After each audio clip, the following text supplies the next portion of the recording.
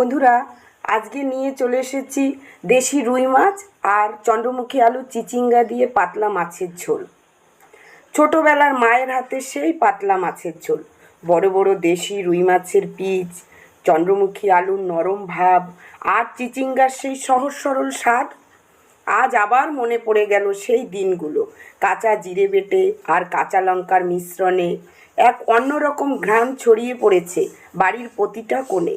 জলে ভেজা দুপুরে এই পাতলা ঝোল আর ভাত, না ছিল রান্নার বাহার, না ছিল ঝাঁ চকচকে মশলার ছড়াছড়ি, তবুও স্বাদ ছিল হৃদয়ের, রান্নায় ছিল ভালোবাসা। আজকের দুপুরটা ঠিক তেমনি, একটু শৈশবের স্পর্শ, একটু স্মৃতির স্বাদ।